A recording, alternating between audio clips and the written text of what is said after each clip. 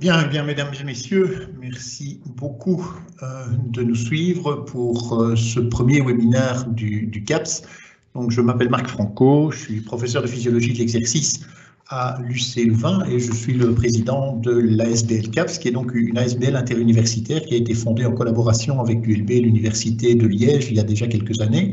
Alors, nous bénéficions d'une subvention récurrente de la part de la communauté française de Belgique pour 3 missions principales. Une première mission est d'offrir aux athlètes et à leur encadrement des services d'évaluation et de conseil en matière d'entraînement. Une autre mission bien universitaire, c'est la recherche. Et puis la troisième, c'est celle qui nous réunit aujourd'hui, c'est la diffusion des connaissances. Et donc en cette période de confinement, il nous est apparu relativement important de montrer finalement qu'il y avait moyen de profiter de cette période un peu particulière pour parfaire ses connaissances en matière de sciences du sport. Et donc, c'est ce que nous allons vous proposer de faire au décours de toute une série de webinaires qui vont avoir lieu tous les jeudis à 18 h à la même heure.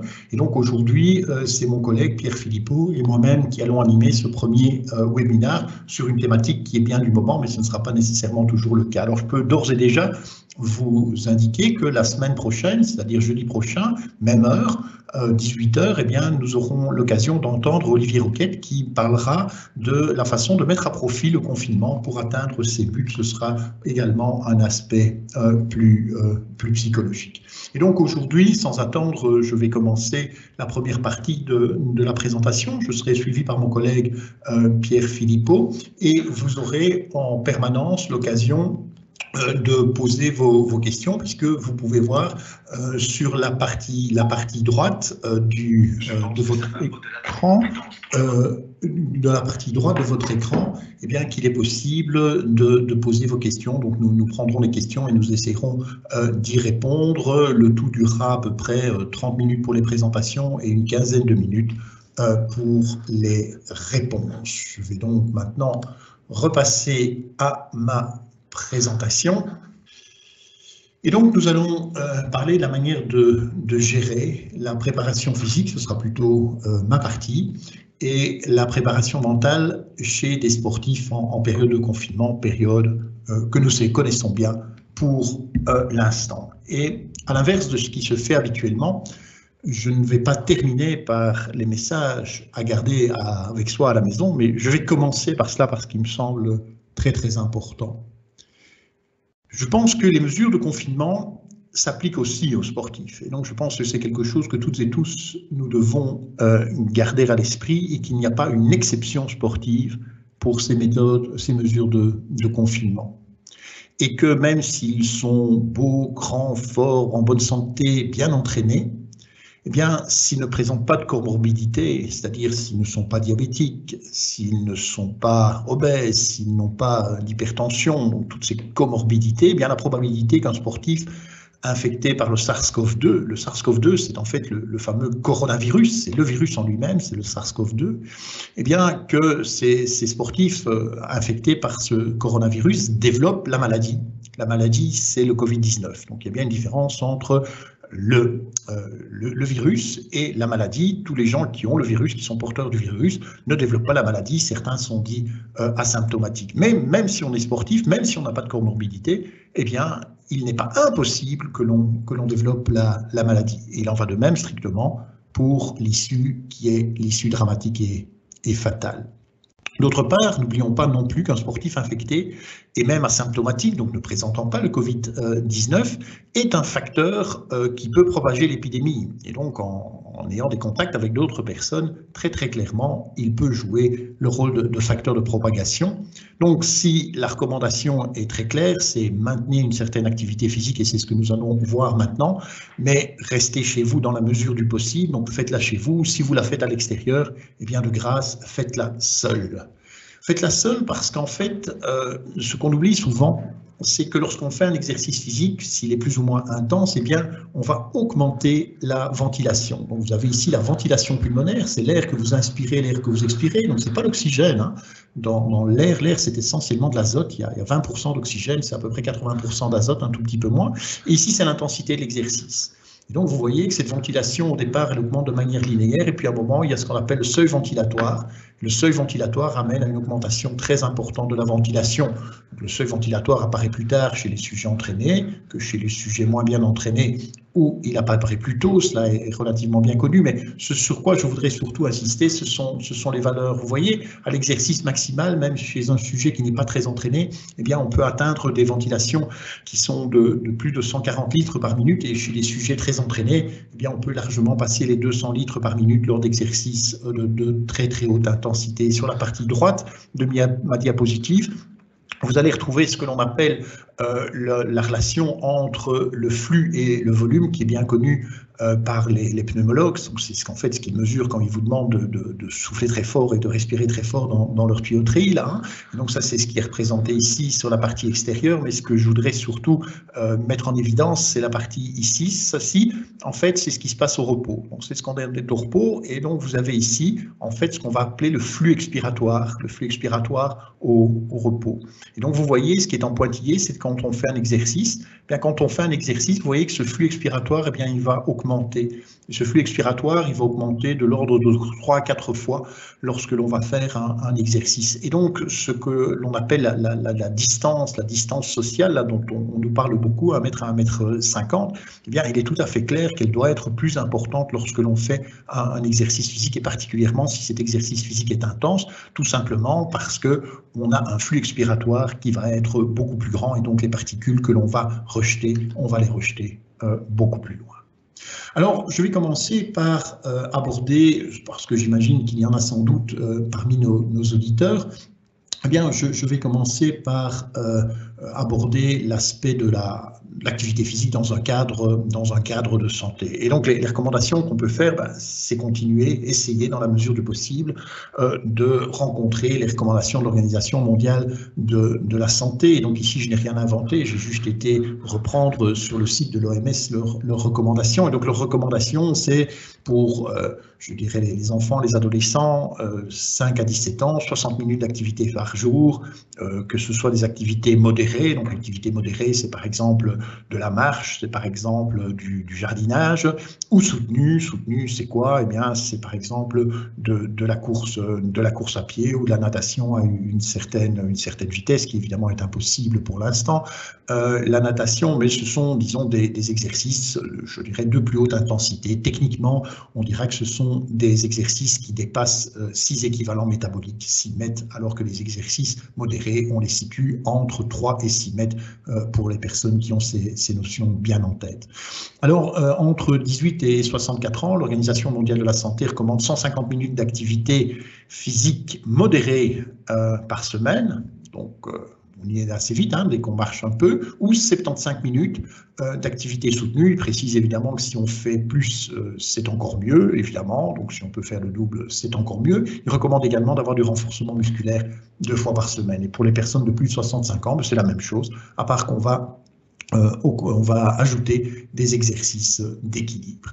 Ce qui est tout à fait émergent dans la littérature scientifique maintenant, c'est le danger de rester assis. Donc beaucoup d'entre nous restons très très longtemps assis en journée parce que nous travaillons sur des claviers ou parce que nous sommes en réunion. Et certains scientifiques disent, eh bien, comme il y a quelques années, il y a eu des campagnes en disant, bon, arrêtez de fumer parce que c'est dangereux, eh bien, on va nous dire dans les prochaines années, arrêtez de rester assis parce que c'est peut-être pas aussi dangereux que de fumer, mais c'est dangereux aussi. Il y a des évidences tout à fait claires par rapport à cela. Et donc, ce que l'on recommande, c'est même si on reste à la maison, eh bien, levez-vous de manière régulière, bougez toutes les demi-heures. Il faudrait au moins se relever. Simplement le fait de se relever et de faire quelques pas va en fait engendrer une redistribution des flux sanguins et va être bénéfique. Donc, ne restez pas assis le reste de la journée, même si vous faites 1 heure de sport par jour. Alors bien sûr, l'entraînement physique, il est tout à fait bénéfique pour la santé et pour toute une série de systèmes, dont le système immunitaire. C'est très très clair. Les gens qui ont une activité physique régulière ont un système immunitaire qui est en meilleure forme, en meilleure santé que les gens qui ne le font pas. Alors pourquoi? Bien tout simplement parce que on va avoir ce qu'on appelle un statut inflammatoire chez l'athlète qui est beaucoup moindre que chez, à l'inverse, la personne obèse qui va développer ce que l'on appelle une inflammation de bas grade, qui ici est mise en évidence par ce qu'on appelle la CRP. Donc vous voyez, elle est très très clairement plus élevée chez l'obèse que chez l'athlète. Et donc vous avez l'interleukine 6 ici qui confirme tout cela. C'est bien plus élevé chez l'athlète que chez le sujet entraîné. Et donc cela montre que l'inflammation systémique, l'inflammation systémique chronique est beaucoup plus faible chez le sujet bien entraîné. Et donc ça va améliorer ce qu'on va appeler l'immunovigilance ou l'immunosurveillance contre toute une série de pathogènes et par exemple contre les cancers. C'est comme ça qu'on explique que les gens qui font une activité physique régulière développent certains types de cancers de manière moins importante. Donc on n'a pas encore ce genre d'évidence parce qu'évidemment par rapport au Covid, nous n'avons pas encore ces données, mais c'est vrai qu'on pourrait raisonnablement penser que des gens qui sont en bonne forme physique ont, je dirais, une première barrière qui n'est évidemment pas une garantie absolue, mais une première barrière qui est un peu plus efficace que des sujets qui ne sont pas entraînés. Néanmoins,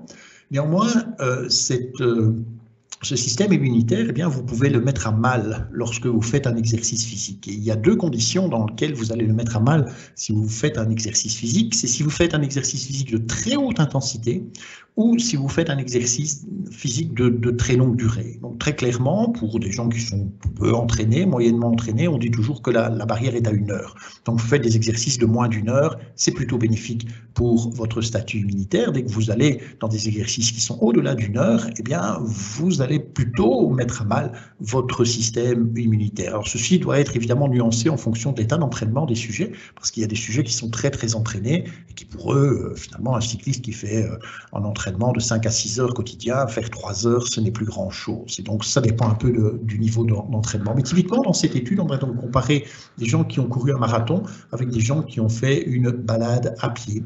Et donc vous voyez ici, vous avez par exemple le système immunitaire, donc ce qu'on appelle le système immunitaire inné ou adaptatif. Et là, vous voyez, on a plutôt une réaction qui est positive chez les gens qui ont fait une petite balade, alors que ceux qui ont fait leur marathon, c'est plutôt négatif. Si on a des marqueurs inflammatoires, on voit très très clairement qu'un marathon va induire une réaction inflammatoire. Et donc c'est ce qui explique que lorsque l'on fait ces exercices physiques très très intenses, on a par exemple une augmentation, c'est très connu relaté dans la littérature, des infections des voies respiratoires supérieures. Typiquement chez les marathoniens, des gens qui font un marathon, et pas des gens très entraînés. Les gens très entraînés n'ont pas ce problème-là. C'est plutôt les gens un peu moins bien entraînés qui vont au-delà de leurs limites ou qui vont très loin dans leur réserve au moment d'un marathon, ce qui est finalement la plupart du temps le cas chez les sportifs amateurs. À peu près 1/3 vont développer une petite infection des voies respiratoires supérieures dans la semaine qui suit leur marathon, ce qui évidemment n'est en général pas grave, mais vous comprenez bien qu'avec ce qui traîne pour l'instant dans le monde entier, c'est pas le moment de choper cela. Donc, recommandation, surtout ne faites pas des exercices de très haute intensité, surtout ne faites pas des exercices de très longue durée, ne mettez pas à mal votre système immunitaire parce que votre système immunitaire, vous allez en avoir bien besoin au cas où vous seriez infecté par celui-ci, c'est-à-dire le coronavirus SARS-CoV-2. Il n'y a pas que au niveau du système immunitaire et au niveau du système pulmonaire. Donc on voit souvent ces patients qui ont des infections pulmonaires qui sont gravissimes et qui conduisent à un nombre important de décès au quotidien. Mais en fait, ce virus peut affecter d'autres organes. Et pour expliquer ça, je vais introduire très très rapidement ce qu'est un virus. Donc un virus, ce n'est pas une cellule. Un virus, c'est en fait une séquence d'ADN ou d'ARN qui est recouverte par une enveloppe de protéines avec éventuellement un peu de graisse, ce qui est le cas du SARS-CoV-2. Et ces virus, en quelque sorte, ils ne vivent pas réellement, puisqu'ils sont incapables d'avoir une activité métabolique, ils sont incapables de se reproduire, donc de se répliquer, et pour se répliquer, ils doivent nécessairement infecter une cellule. Et pour infecter une cellule, ils ont besoin d'une porte d'entrée. Ils ont besoin d'une porte d'entrée et la porte d'entrée du SARS-CoV-2, on la connaît, c'est une protéine qu'on connaît depuis très longtemps, qu'on appelle ACE2. Et donc SARS-CoV-2 va venir se lier à ACE2 et c'est comme ça qu'il va rentrer dans les cellules humaines et les infecter. Et donc, on peut se demander, eh bien, ce ACE2, ces portes d'entrée pour le SARS-CoV-2, où va-t-on le trouver? Eh bien, on le trouve en fait dans un tas de cellules humaines, entre autres dans les cellules, par exemple, de l'épithélium qui va recouvrir notre intestin, ce qui fait que ces patients ont aussi bien souvent des problèmes au niveau intestinal, au niveau digestif. On va le retrouver dans le muscle squelettique, et donc ces patients vont également se plaindre de douleurs musculaires, de myalgie, mais plus embêtant, on le retrouve aussi dans le muscle cardiaque. Et c'est ce qui fait que, eh bien, chez ces patients, donc ceci c'est la toute première étude, c'est l'étude du Lancet de 2020 qui a été faite par les collègues chinois de Wuhan qui ont traité les premiers patients et donc dans lesquels ils différencient les gens qui ont survécu des gens qui n'ont pas survécu au SARS-CoV-2 et ils montrent très bien quand ils mesurent un des biomarqueurs de la souffrance cardiaque, eh bien qu'il y a une souffrance cardiaque très importante chez les patients infectés par le SARS-CoV-2 qui ont décédé. Et donc ça a amené le collège américain de cardiologie de faire des recommandations aux sportifs et de dire mais dans ces conditions, ne mettez pas votre cœur en difficulté, ne stressez pas votre cœur. Faites de l'activité physique, mais gardez une activité physique modérée et gardez plutôt une activité physique à moins de 80% de vos capacités maximales. Donc si on veut résumer ce que j'ai essayé d'expliquer pour l'instant, c'est que bien sûr, dans la mesure du possible, il faut garder une activité physique, c'est bon pour la santé. Ne restez pas assis toute la journée en dehors du moment où vous faites votre activité physique, mais ne vous lancez pas dans des défis insensés comme on le voit souvent sur les réseaux sociaux et c'est malheureusement également relayé par la presse qui en fait un peu la promotion. Je trouve ça dommage. N'augmentez pas radicalement votre volume d'entraînement, ce n'est pas le moment, ne dépassez pas les 80% de votre fréquence cardiaque maximale, bref, faites de l'activité physique, mais faites-le raisonnablement. Si maintenant vous êtes sportif de haut niveau, bien généralement vous avez un plan d'entraînement. Alors globalement, il y a deux types de plans d'entraînement. Il y a ce qu'on appelle les plans d'entraînement selon la méthode traditionnelle Matveyev, années 70, donc c'est ce que j'ai étudié quand j'étais étudiant à l'université. Donc globalement, on commence en début de saison avec un haut volume d'entraînement et une faible intensité. Au fur et à mesure qu'on se rapproche de la période compétitive, on diminue le volume et on augmente l'intensité. On a vu quand même que ce n'était pas toujours tout à fait applicable à toute une série de sports dans lesquels il y a de plus en plus de compétitions. Et donc depuis une bonne dizaine d'années, Insourine, on est arrivé à ce que l'on appelle le modèle ondulatoire, ou le modèle par bloc, où vous voyez que finalement ces volumes et ces intensités vont être modulés beaucoup plus, mais toujours dans un but compétitif. Et donc le problème qu'on a pour l'instant, eh bien, c'est que le but, on ne le connaît plus. Donc le but compétitif, il n'y en a plus, et donc il n'y a plus de sens, que ce soit avec l'un ou avec l'autre de ces deux modèles, eh bien, d'utiliser un plan d'entraînement traditionnel. Ça n'a plus de sens parce qu'on ne sait pas quand sera la prochaine compétition. Donc, ce que l'on va essayer de faire pour l'instant avec les sportifs, eh bien, c'est de maintenir l'état de condition physique et de ne pas trop se désentraîner, étant entendu qu'on va toujours se désentraîner un peu, mais pas trop se désentraîner, de manière à pouvoir aborder la prochaine saison quand on pourra refaire un plan d'entraînement avec un minimum de conditions physiques. Donc la question, c'est que faire quand on n'a pas d'objectif compétitif? Eh bien, je ne vais pas rentrer dans ce que mon collègue Pierre Philippot va sans doute vous expliquer, mais je pense quand même que c'est relâcher la pression. Préparer une compétition sportive comme une grande compétition en football ou des Jeux olympiques ou des grands tournois en tennis, eh bien, ça demande une concentration qui est extrêmement importante et donc, je dirais que ça n'a plus de sens pour l'instant. On peut faire les choses un peu plus relax, mais on va essayer de maintenir un niveau de condition physique et on va essayer même de faire en sorte que ce soit un niveau de condition physique raisonnablement spécifique dans la mesure du possible, c'est-à-dire maintenir des qualités de vitesse et d'explosivité, ne pas oublier les changements de direction parce que c'est très important dans toute une série de sports, les sports de raquettes et les sports collectifs par exemple, essayer de maintenir une certaine force et une certaine puissance, maintenir l'endurance, la consommation maximale d'oxygène, le seuil, l'économie de déplacement et la résistance à la fatigue qui est importante lorsqu'on fait par exemple des exercices de haute intensité répétée ou des exercices de très très longue durée. Et donc il est tout à fait évident que certains vont sans doute se dire bon, moi je vais prendre un peu de repos, oui pourquoi pas. Alors sachez que la littérature montre qu'il n'y a pas d'effet majeur de désentraînement si l'interruption ne dépasse pas 2 semaines. Donc on ne devrait pas faire une interruption complète de plus de 2 semaines. Par contre, on peut essayer on montre aussi que si on réduit la charge d'entraînement jusqu'à 60% de la charge d'entraînement classique, eh bien, on peut maintenir les adaptations. On ne va plus progresser, mais on va au moins maintenir les adaptations. Pratiquement, eh bien, on peut essayer de faire ce qu'on appelle du cross-training. Cross-training, c'est un concept en fait qui est venu essentiellement du triathlon, parce qu'en fait, en triathlon, quand ils ont marqué que quand ils s'entraînaient dans une discipline, eh bien, de temps en temps, il y avait des transferts dans une autre.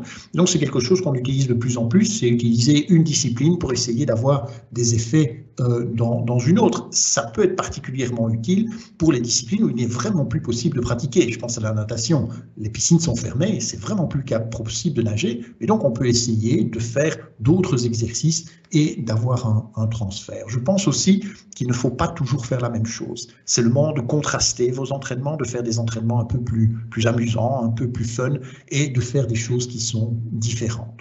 Contrairement à ce que l'on recommande toujours, ou en tout cas dans le modèle des blocs, où on essaye de progresser dans un domaine bien précis, et donc pendant quelques semaines, on travaille ces qualités de manière systématique, je pense que pour l'instant, il vaut mieux mixer les séances. Il faut faire un peu de tout pour essayer de ne pas perdre les qualités dont on a besoin. Le but n'est toujours pas de s'améliorer. C'est peut-être aussi le bon moment de travailler les petits bobos qu'on a. S'il y a des petits bobos, c'est peut-être le moment de les résoudre, et avec le conseil, par exemple, des kinésithérapeutes qui peuvent vous envoyer certainement des exercices à réaliser, eh bien, c'est de faire ce qu'on appelle la prévention des blessures. Vous savez que l'équilibre agoniste-antagoniste est particulièrement important dans toute une série de sports. C'est peut-être le moment de le travailler. On sait que lorsqu'il y a des tendinopathies, eh bien, des exercices excentriques peuvent être intéressants. L'amplitude articulaire n'est jamais à négliger. Eh bien, si on a le temps, pourquoi pas le faire? Gérer son poids corporel. Un des dangers, évidemment, pour l'instant, si on diminue la dépense énergétique, c'est d'augmenter le poids corporel. Donc, je pense qu'il faut avoir une attention tout à fait particulière à la gestion de ce poids corporel.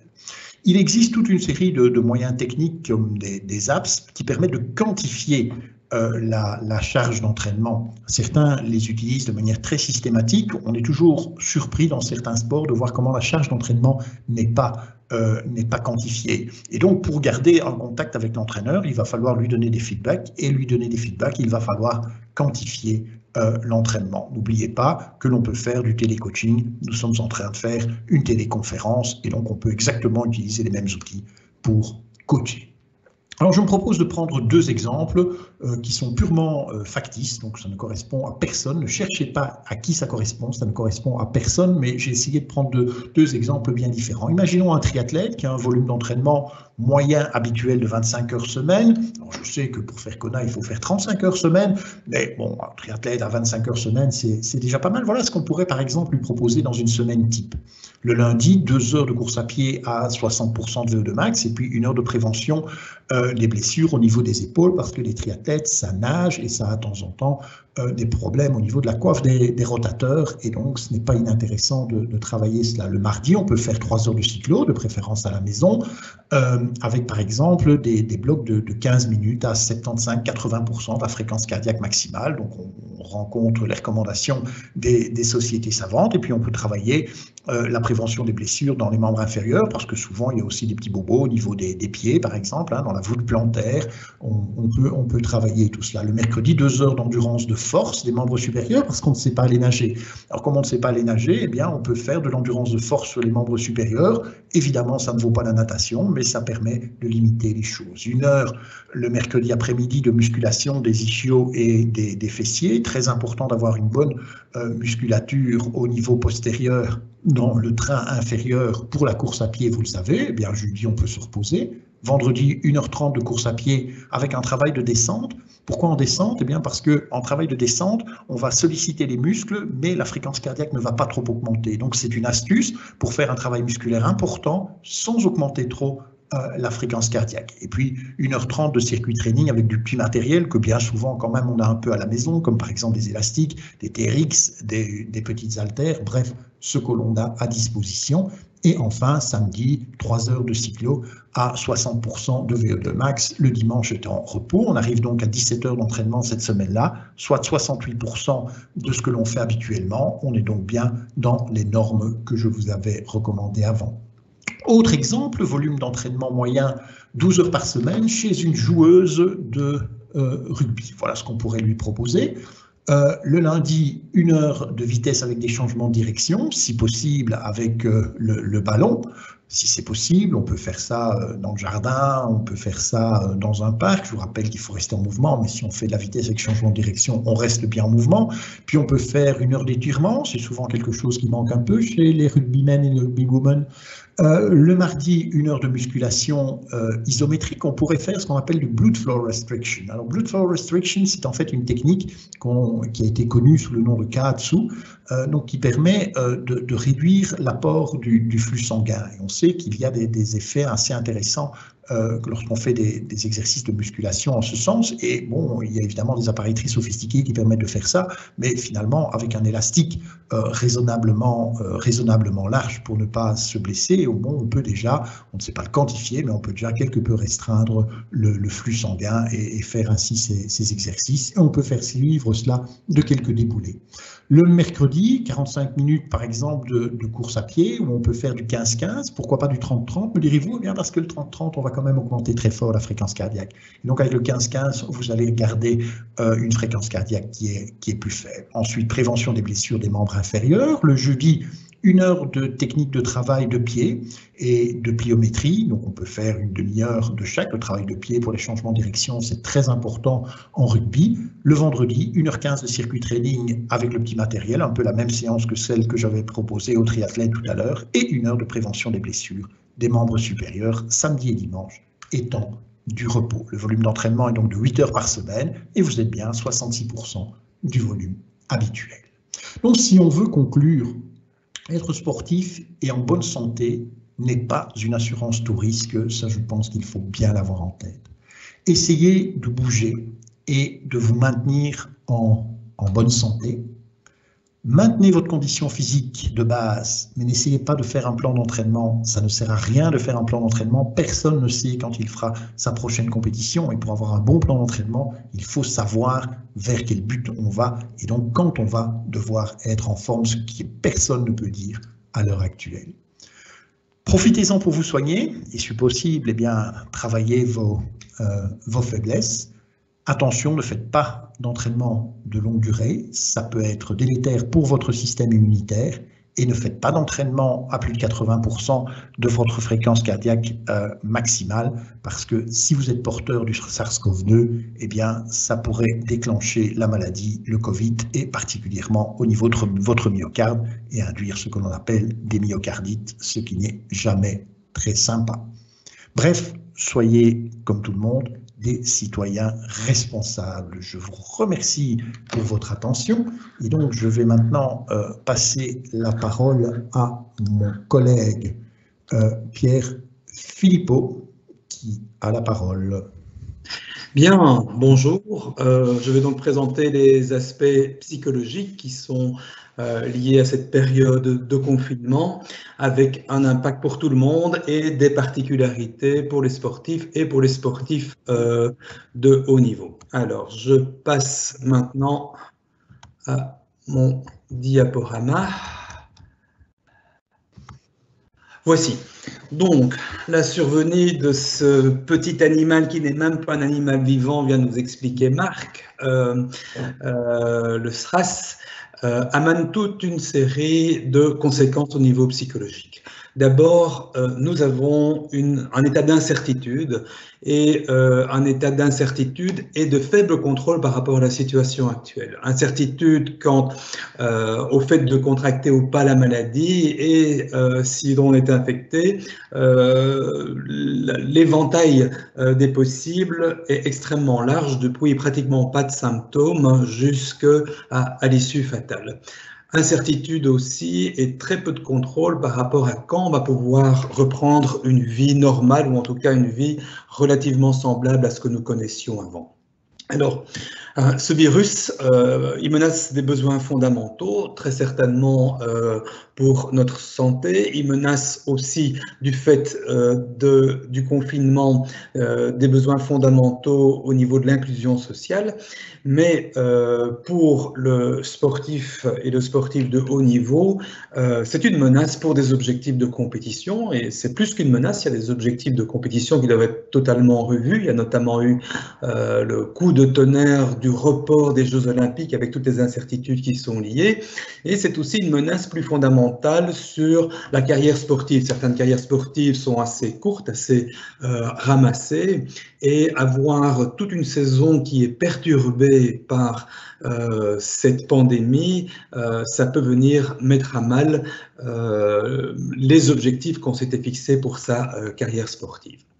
Alors, pas le virus lui-même, mais la période de confinement apporte toute une série de pertes de repères. Il y a tout un cadre et une structure qui étaient les nôtres qui sont changés ou qui sont fortement perturbés par le confinement. Ça peut être le rythme quotidien, le rythme de nos activités quotidiennes, le fait de rencontrer certaines personnes, le fait de se retrouver avec des changements d'endroit et des changements de cadre. Tout ça est changé, donc il y a cette rythmicité qui est perdue et ça peut avoir un impact important sur le sommeil. Et là, il y aura un webinaire qui sera consacré spécifiquement à l'impact sur le sommeil et ce qu'il y a moyen de faire. Pour le sportif, il y a la perte des rythmes de la saison sportive, de la saison de compétition, avec les repères habituels que les sportifs ont pour la manière de savoir comment se préparer, comment doser leur effort, pour savoir aussi à quel niveau ils en sont. Tous ces repères-là sont pour le moment suspendus. Et il y a aussi le fait qu'il faut apprendre en urgence toute une série de nouvelles compétences. Des compétences pour communiquer, c'est ce que nous sommes en train d'essayer de mettre en place maintenant avec ce webinaire, mais aussi des nouvelles compétences sur comment travailler avec son entraîneur, comment arriver à communiquer avec ses coéquipiers ou avec ses concurrents. Tout ça changé et demande une adaptation forte. Tout ça dans un contexte où le confinement amène aussi une perte des ressources habituelles qu'on a pour faire face aux difficultés. Il y a un appauvrissement des contacts sociaux, il y a une diminution des activités physiques. Il y a plus de 50% de la population qui déclare avoir significativement diminué ses activités physiques suite au confinement. Alors, tous ces différents aspects, ça amène de la dépression et de l'anxiété. Et de manière tout à fait importante. Dans une enquête toute récente, d'il y a 2 semaines, on avait 52% de la population qui est en souffrance psychologique clinique, c'est-à-dire des personnes qui nécessiteraient une aide pour pouvoir faire face de manière efficace à la souffrance psychologique qu'ils rencontrent maintenant. C'est énorme. Il faut se dire que en période normale, si on prend la référence du même type d'enquête qui avait été fait 1 an avant l'apparition du coronavirus, on était en Belgique à peu près 18% de la population. Donc on est passé de 18 à 52% de la population. Alors ce qu'il faut retenir ici, c'est que si on se sent mal, et je vais expliquer quelles sont les conditions pour ça, il y a une importance à consulter rapidement. Je développerai ça un peu plus tard. Il faut savoir que les conséquences psychologiques sont plus fortes si l'activité professionnelle est perturbée. Et donc, ceux d'entre nous qui sont sportifs de haut niveau, sportifs professionnels, ont certainement leur activité professionnelle perturbée, mais c'est aussi vrai pour les coachs, pour les entraîneurs, pour tous les milieux sportifs. Ces gens rapportent plus de souffrance. Et enfin, de manière très importante, contre-intuitivement, les jeunes sont beaucoup plus concernés. Si vous voyez ce graphique, c'est une enquête qui a été menée par des collègues de l'école de santé publique de l'UC Louvain. On voit que le niveau de souffrance psychologique diminue très clairement avec l'âge. Et ça, on ne s'y attendait pas du tout. C'est quelque chose qui est surprenant. On voit que les personnes qui en souffrent le plus sont clairement les populations les plus jeunes, et c'est les populations parmi lesquelles on va trouver les sportifs. Vous voyez aussi que les femmes en gris ont tendance à souffrir, à apporter plus de souffrance psychologique en cette période de confinement que les hommes. Vous voyez l'augmentation par rapport à une période normale. Une période normale, ce sont ces barres noires ici. Vous voyez qu'il y a littéralement une explosion de la souffrance psychologique qui est apparue avec le confinement.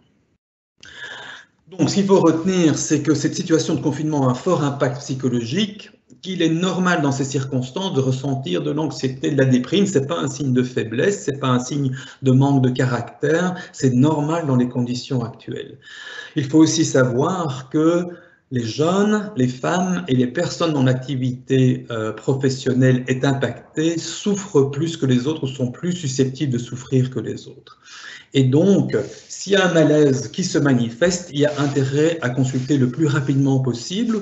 Pourquoi? Parce que le plus tôt on va agir, le plus rapidement cette intervention va avoir un effet et le plus légère elle va pouvoir être. Donc, n'attendez pas la fin du confinement pour consulter. Il y a des tas de psychologues qui consultent par Internet ou par téléphone. Pour les sportifs de haut niveau, il y a aussi les services du CAPSY qui sont pleinement actifs pour le moment. Et donc, si vous avez un mal-être important, c'est-à-dire un sentiment de dépression ou d'anxiété qui est persistant, si vous avez des difficultés à vous mettre en activité ou à vous mettre efficacement en activité pour le moment, et ou si vous avez des problèmes de sommeil, tout ça sont des signes qui devraient vous pousser à consulter le plus rapidement possible. Alors, par rapport à cette anxiété, à cette dépression qui est induite, il y a toute une série de réactions qu'on peut avoir qui sont des mauvaises solutions. Ce qu'on a remarqué, c'est que dans cette période de confinement, les gens ont tendance à rechercher beaucoup d'informations sur les réseaux sociaux et ce sont souvent des informations qui sont de mauvaise qualité, des fake news ou des informations contradictoires. Et le meilleur prédicteur du développement de l'anxiété en période de confinement, c'est la fréquence d'accès aux réseaux sociaux. Donc c'est quelque chose dont il faut se méfier absolument. On remarque qu'il y a aussi beaucoup de personnes qui ressassent leurs inquiétudes, soit sous forme de rumination mentale, soit en contactant d'autres personnes et en répétant tout le temps un petit peu les mêmes choses, les mêmes inquiétudes. Et ça, c'est quelque chose qui va aussi entretenir ces sentiments d'anxiété et de dépression. On remarque aussi que certaines personnes se mettent beaucoup de pression, essayer de pouvoir fonctionner comme avant, arriver à avoir la même production ou la même intensité ou qualité d'entraînement qu'avant pour les sportifs. Il y a cet aspect aussi de perfectionnisme qui est clairement présent chez les sportifs de haut niveau, qui est un moteur, mais qui peut aussi être un danger ici en période de confinement. C'est d'en faire trop, de ne pas pouvoir atteindre ces standards et de vivre ça comme un échec, ce qui va augmenter l'anxiété et la dépression. On voit pour le moment aussi toute une série de recommandations comme quoi il faut réussir son confinement, que c'est une période dont on peut tirer des tas d'avantages, etc., etc. Il y a un discours volontariste qui n'est pas dénué d'intérêt, mais qui comporte aussi certains dangers si on dépasse ce qui est possible. Et là, il ne faut pas faire de longs dessins pour expliquer que toutes les stratégies qui sont liées à la fuite des problèmes, consommation d'alcool, le fait de se réfugier dans des jeux en ligne, etc., etc., détériore, contribue à augmenter la déstructuration de la situation de vie actuelle et donc alimente aussi l'anxiété et la dépression. Qu'est-ce qu'il faut retenir de tout ça? C'est que certaines de nos réactions vont entretenir, voire développer l'anxiété et la dépression. Il faut donc faire attention à différentes choses, absolument limiter la consultation des médias sociaux et se référer de manière pas trop fréquente, 1 ou 2 fois par jour, à une source d'information fiable. Par exemple, il y a info coronavirus.be qui est une source d'information fiable. Il y a des tas d'autres choses qui arrivent dans la presse et qui arrivent sur les journaux qui vont juste semer de la confusion et augmenter notre anxiété et notre dépression. Limiter sa consommation d'alcool et autres drogues psychoactives. Et donc, les recommandations ici, c'est d'être 2 à 3 jours par semaine sans consommation d'alcool et de consommer à des doses raisonnables. Éviter de surtout vouloir trop en faire. Et donc là, je rejoins tout à fait les conseils que Marc vous a donnés en termes de charge d'entraînement. Et vous méfier du ressassement. Si vous remarquez que vous êtes en train de ressasser et de ressasser des choses, c'est quelque chose pour lequel il va falloir prendre garde et notamment développer ce que je vais présenter maintenant, les bons remèdes. Alors, quels sont les bons remèdes par rapport à cette anxiété, cette dépression en situation de confinement pandémique? C'est d'abord maintenir un cadre.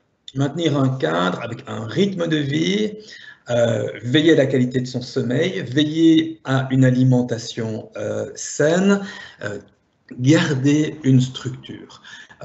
Et ça, il y a des particularités pour les sportifs de haut niveau parce qu'il faut compenser la perte du rythme de la saison de compétition. Il faut compenser aussi les repères que les sportifs de haut niveau pouvaient avoir lors des sélections, lors des compétitions amicales ou des pré-compétitions, etc.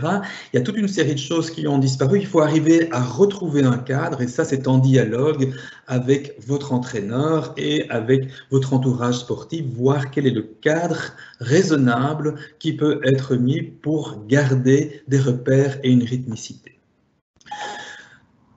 Dans ce cadre-là, il y a aussi le développement d'objectifs réalistes qui sont en lien avec vos objectifs, mais les objectifs qui sont revus en fonction de la situation actuelle.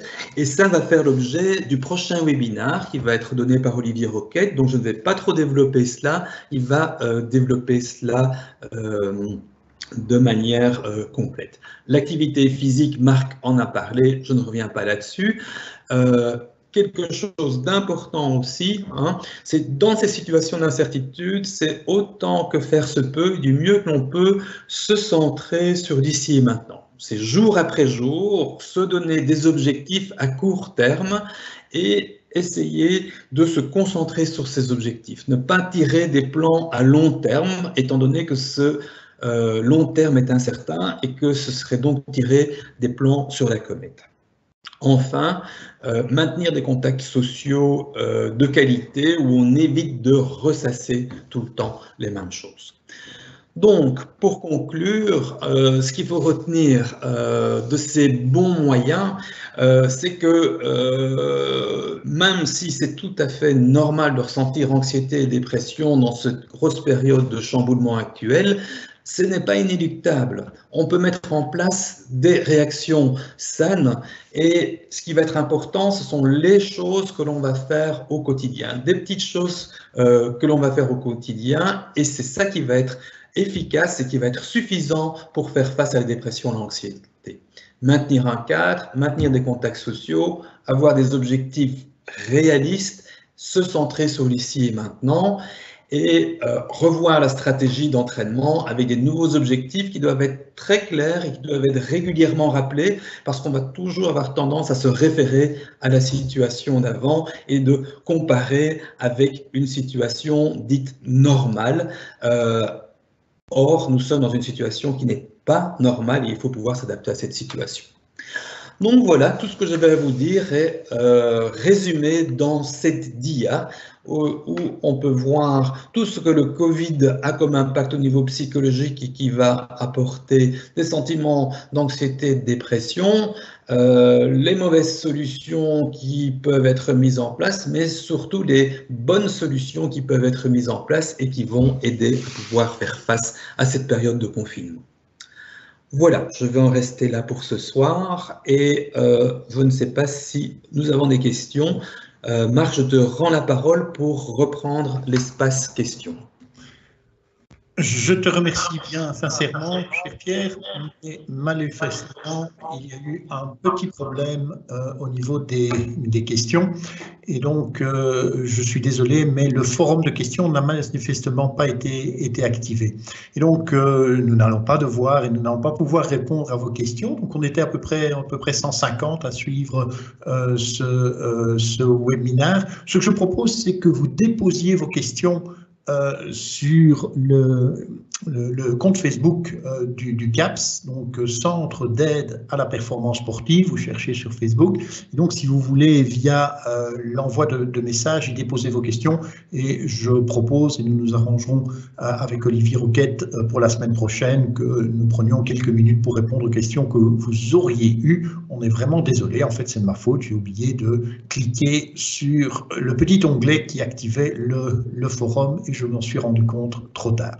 Il me reste donc à vous remercier, à vous donner rendez-vous la semaine prochaine et nous ne manquerons pas de diffuser l'information du lien URL sur lequel vous pourrez vous connecter pour suivre ce deuxième webinaire du CAPS. Et si vous avez été satisfait de ce que nous vous avons appris aujourd'hui, eh bien faites-en la publicité autour de vous parce que nous serions très heureux d'encore accueillir plus de monde. Bonne soirée.